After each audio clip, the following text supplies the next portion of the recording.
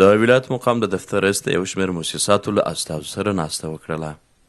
د ولایت مقام مطبوعاتي دفتر لخوا په راستول سوي خبرپاڼې کې ویل سوي دي چې په دې ناسته کې د چارو د ښه والي، همغږۍ او مسؤلیتونو ته د روښانتیا په موخه مهم ټکي مطرح شوله.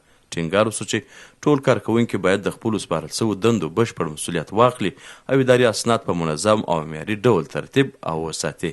د بشري سرچینو له دفتر سره نږدې همغږي اړینه وبلل شول ترڅو اداري بهیرونه په سمه توګه پر مخ ولاړ سي. همدارنګه د لوږې پر ضد اقدام ادارې سره د اړیکو او همکارۍ پر پیاوړتیا ټینګار وسو څو اړوند فعالیتونه په همغږۍ او اغیزمنتیا سره ترسره سي.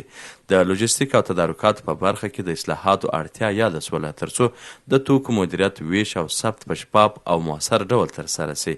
په راپور ورکول کې پر وخت والی او دقت مهم وګڼل سو او ټولو مسؤلینو ته سپارښتنه وسول چې خپل اداري او مالي راپورونه په ټاکلي وخت وړاندې کړي.